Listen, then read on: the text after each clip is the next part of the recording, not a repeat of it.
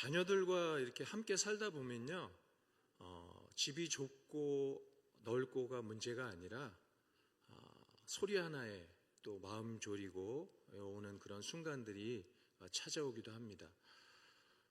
저도 그랬습니다.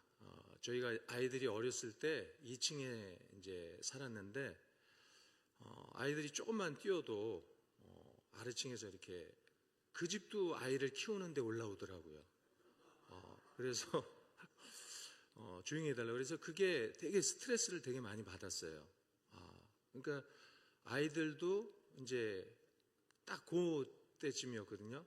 2살 터울로 2살, 4살, 6살 이러니까 한참 뛸 때인데 이게 밑에서 계속 올라오더라고요. 그래서 여기에 거의 이제 아이들 어렸을 때 그랬는데 그 순간 아래로 내려가자. 그리고 내 집을 사자. 그래서 한 달 정도를 집을 보러 다녔습니다. 그래서 처음에 산 집이 태평동에 작은 반지하를 집을 샀습니다. 그래서 처음에 이제 집을 사니까요 기분이 너무 좋더라고요. 근데 처음에는 좋았는데 아이들이 또 마음껏 뛰놀 수도 있고 그래서 너무 좋았는데 너무 감사했어요. 사실은 그 당시에 계속 이렇게 전세로 있다가 이렇게 집을 반지하지만 살 수 있어서. 근데 시간이 지나면서요 이 반지하의 현실이 조금씩 보이기 시작하더라고요. 낮에도 밤 같고 밤은 더 깊은 밤 같고. 예. 그런 어느 날 이제 문을 막 두들겨요. 그래서 문을 두들겨서 이제 문을 열어줬더니 옆에서 이제 시끄럽다고 옆에서 오더라고요. 이제 그게 이제 그 동안은 이제 밑에서 이제 올라왔는데 이제 옆에서 이렇게 찾아오더라고요. 그때 마음속에 이제 간절한 소원이 생겼습니다. 반지하에서 벗어나고 싶은 그런 마음들. 그런데 아시죠? 여기 지하에서 못 나가는 거 잘 안 팔리더라고요. 그게. 그래서 사실은 안 팔려서 좀 더 큰 반지하를 샀어요. 사실은 전세를 끼고. 근데 이제 1층 같은 반지하인데 세를 끼고 샀습니다. 근데 이게 안 팔리니까 못 들어가는 거예요. 그래서 계속 세를 드신 분이 계속 살고 있는 거예요. 저희는 큰 데로 가고 싶은데. 그래서 한순간에 반지하 2채를 갖게 됐습니다. 가진 사람이 돼버렸습니다. 문제는 기존의 이 반지하가 팔리지가 않아서 또 큰 반지하로 이제 들어가지도 못하니까 사실은 그때는요 잠을 못 잤어요. 그때 이게 어쩌지도 저쩌지도 못하니까. 그런데 기도했습니다. 저쪽으로 들어가리랴 이런 마음으로. 근데 가족이 함께 이제 그쪽으로 이제 지나갈 때 온 가족이 같이 그 집 대문을 붙잡고 기도한 적도 있습니다. 이거를 제발 좀 들어갈 수 있게 해달라고. 하나님 제발 좀 들어가게 해주세요. 하나님 제발 들어가게 해주세요. 근데 마침내 그 집에 들어갈 수 있는 방법이 하나 있었습니다. 그것은 내가 원하는 가격을 내려놓았을 때, 내가 생각한 가격, 내가 세운 계산, 내가 붙잡고 있던 그 기준을 포기하자 그제야 집이 팔리더라고요. 원하는 가격으로는 사실은 탈출이 불가능했습니다. 그래서 내려놓을 때 길이 열렸습니다. 지금은 사실은 감사한 것은 지금 이제 은행이 이제 지금 이제 그 지하들은 다 이제 다 팔리고 거의 저희 거보다 은행에 있는 돈이 더 많은 집이 지금 있고 있는데 내 집 같은 은행집 아시죠? 그런 집에 살고 있습니다. 이 가정을 지내오면서요, 하나님께서 제게 가르쳐 주신 것이 있습니다. 믿음은 멈추지 않는 것이지 항상 위로만 올라가는 것이 아니라는 거. 믿음은 때로는 아래로 내려가고 또 손해를 보고 포기하면서도 앞을 향해 가는 것이라는 그 사실입니다. 오늘 우리가 함께 나눌 말씀이 빌립보서 3장 13절 14절 말씀입니다. 오늘 아까 봉독을 했죠. 형제들아, 나는 아직 내가 잡은 줄로 여기지 아니하고 오직 한 일, 즉 뒤에 있는 것은 잊어버리고 앞에 있는 것을 잡으려고 표대를 향하여 예수 그리스도 안에서 하나님이 위에서 부르신 부름의 상을 위하여 달려가노라. 오늘 이 말씀을 통해서요, 멈추지 않는 믿음이 무엇인지, 그리고 우리가 붙잡아야 할 것이 과연 어디인지 함께 하기를 원합니다. 이 빌립보서 3장 13절 14절은요, 이 바울의 인생, 신앙을 한 문장으로 요약한 말씀입니다. 이 편지는 바울이 이 로마 감옥에 있을 때 쓰였습니다. 자유를 잃었고 앞날이 불확실한 그런 상황입니다. 그러나 바울의 그 시선은요, 과거도 현재의 그 형편도 아닙니다. 그는 여전히 앞을 향해 있었습니다. 바울의 앞서 12절은 이렇게 말씀하죠. 우리 12절 말씀 한번 화면 보여주시겠어요? 12절 한번 봉독해 보겠습니다. 시작. 내가 이미 얻었다 함도 아니요 온전히 이루었다 함도 아니라. 오직 내가 그리스도 예수에게 잡힌 바 된 그것을 잡으려고 달려가노라. 아멘. 우리 신앙은요, 어느 지점에 도달하면 멈추는 그런 완성형이 아니라 멈추는 그 순간에 쇠퇴하는 여정임을 우리가 볼 수 있습니다. 오늘 13절, 14절에 이렇게 말씀을 하는데요. 오늘 말씀 중에 나는 아직 내가 잡은 줄로 여기지 아니하고 이렇게 말씀이 나오는데요. 바울은 이 말을 할 자격이 없는 사람이 아니라 오히려 가장 할 수 있는 사람이었습니다. 그는 교회를 세운 사도였고요. 그리고 복음을 위해 매맞고 감옥에 갇혔으며 언제나 죽어도 이상하지 않을 그런 삶을 살았습니다. 그런데 바울은 말했습니다. 나는 아직 다 얻지 못했다. 여기서 우리는 신앙의 본질을 봅니다.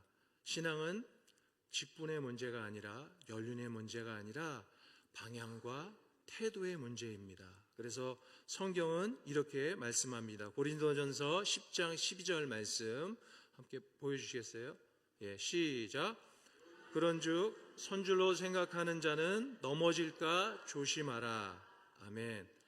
믿음이 무너지는 순간 연약해질 때가 아니라 이만하면 됐다고 이렇게 느낄 때입니다. 우리 성경에도 다윗이 그렇죠. 왕이 된 후에도 멈추지 않는 그 마음. 다윗은요, 이미 기름 부음을 받은 왕이었고요, 이스라엘의 가장 위대한 왕이었습니다. 전쟁에서 승리했고 또 백성들이 존경받았고 또 하나님의 그 언약도 받은 사람이었습니다. 그런데 다윗은요, 자신의 신앙을 신뢰하지 않았습니다. 그는 이렇게 기도하죠. 시편 139편 23절 24절 말씀 한번 보여주시겠어요? 성경 말씀 한번 봉독해 보겠습니다. 시작.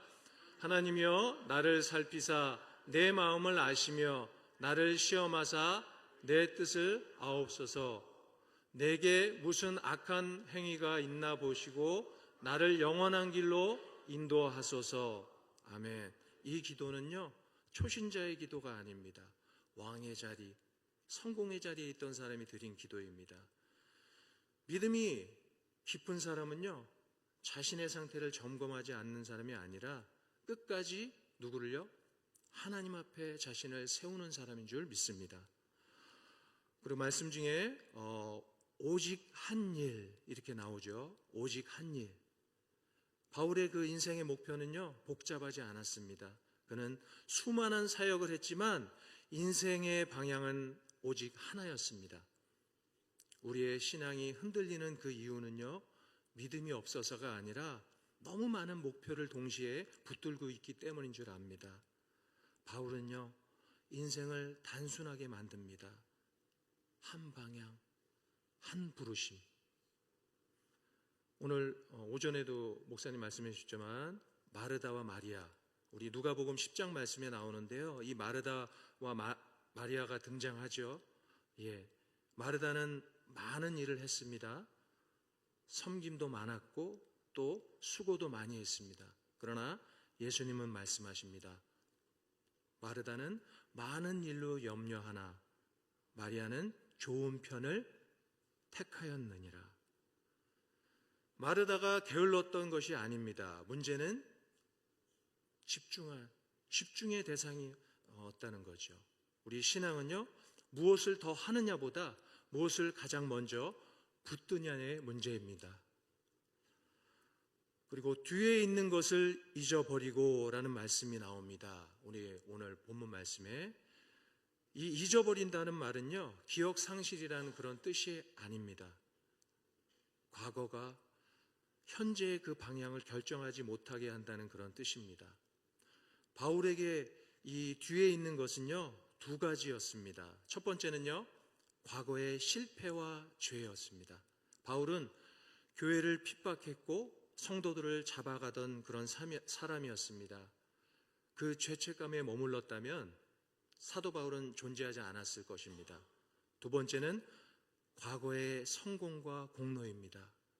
율법적인 의, 학문의 그 배경, 사역의 열매, 그 어떤 것도 붙들지 않았습니다.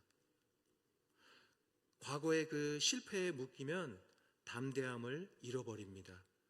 그리고 과거의 성공에 묶이면 갈망을 잃어버립니다. 우리 베드로도 그렇죠. 과거를 넘어선 부르심을 받은 이 베드로는요, 주님과 함께 죽을지언정 부인하지 않겠다고 말했습니다. 그러나 실제 상황에서 3번이나 예수님을 부인했습니다. 닭이 울었을 때 그는 밖으로 나가서 통곡합니다. 그럼 베드로에게 부활하신 예수님은 묻습니다. 뭐라고 하죠? 요한복음 21장 15절 17절의 핵심 말씀, 내가 너를 사랑하느냐. 주님은 왜 그랬느냐고 묻지 않으십니다. 다시 할 수 있겠느냐고 묻지 않으십니다. 주님은 과거를 캐묻지 않으시고요, 다시 맡기십니다. 내 양을 먹이라. 오늘 말씀에 앞에 있는 것을 잡으려고 라는 바울의 고백이 나옵니다. 이 잡다라는 말은요, 가볍게 손을 뻗는다는 말이 아니라 쫓다, 추격하다, 전력을 다해서 달려가 붙들다라는 뜻입니다. 바울의 목표는요, 분명했습니다. 성공적인, 세상적인 그런 성공과 자기의 만족, 그리스도를 더 깊이 아는 것, 또 부르심에 합당한 삶을 사는 것. 우리 성경에는요, 또 아브라함에도 이런 말씀이 나오죠. 이 아브라함이 방향을 하나로 움직인 사람입니다. 히브리서 11장에 보면 11장 8절 말씀 한번 봉독해 볼까요? 우리 함께 히브리서 11장 8절 말씀 시작. 믿음으로 아브라함은 부르심을 받았을 때에 순종하여 장래의 유업으로 받을 땅에 나아갈새 갈 바를 알지 못하고 나아갔음에. 아멘. 아브라함은요, 길을 알고 간 사람이 아닙니다. 부르심을 믿고 나아갔던 사람입니다. 신앙은 계획을 다 세워놓고 시작하는 것이 아니라 말씀 하나 붙들고 움직일 때 하나님 역사하시는 줄 믿습니다. 우리 14절 말씀에 표대를 향하여 달려가노라 라는 말씀이 나옵니다. 우리 14절, 13절의 그 결론입니다. 바울은 상황을 따라서 달리지 않았습니다. 사람의 평가를 따라서 달리지 않았습니다. 그는 예수 그리스도 안에서 하나님 위에서 부르신 부르심을 향해서 달려갔습니다. 그리고 인생의 마지막에서 그는 이렇게 고백합니다. 나는 선한 싸움을 싸우고 나의 달려갈 길을 마치고 믿음을 지켰으니. 디모데후서 4장 7절 말씀 다 함께 한번 봉독해 볼까요? 4장 7절 말씀 시작. 나는 선한 싸움을 싸우고 나의 달려갈 길을 마치고 믿음을 지켰으니. 아멘. 신앙의 승리는요, 결과가 아니라 끝까지 지키는 충성입니다. 제가 등산하고 달리기를 좋아하는데 이 등산에서 멈추지 않는 한 분을 소개하려고 그래요. 이분이 박영석 대장이라는 분인데요. 고인이 되셨지만 사진 한번 보여주시겠어요? 이분이신데 이 산악인 고 박영석 대장님은요, 그는 히말라야 이 1000m 급을 14자 완등을 하셨고요. 세계 최초로 3극점을 정복을 했습니다. 이 놀라운 기록을 세웠는데, 그 정도면은 사실은 충분히 멈춰도 되는데 이미 정상에 또 올라왔습니다. 근데 이미 인정도 받았고 이미 많은 사람들에게 박수도 받았습니다. 근데 그는요, 멈추지 않았습니다. 사람들이 물어봅니다. 왜 또 오르십니까? 그가 남긴 말이 있습니다. 정상이 나를 부르는 것이 아니라 내가 가야 할 길이 나를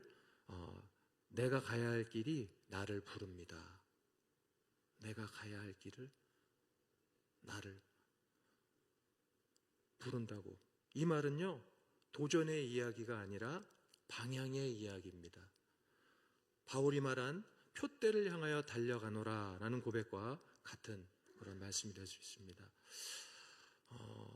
오늘 말씀을 통해서 이제 몇 년 전에 이영 교수님이 마지막에 인생 조언에서도 이 공통적인 그런 말씀이 조언이 나오더라고요. 그거 한번 보여주시겠어요? 5가지를 마지막 인생 예언으로 보여주시더라고요. 이혜령 선생님께서. 너무 잘하려고 하지 말라.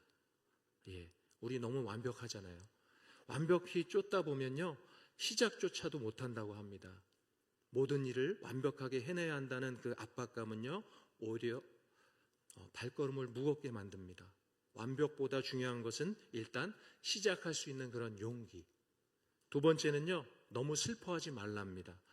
삶은 슬픔마저 시간이 지나면요, 아름다운 기억으로 돌려준다고 합니다.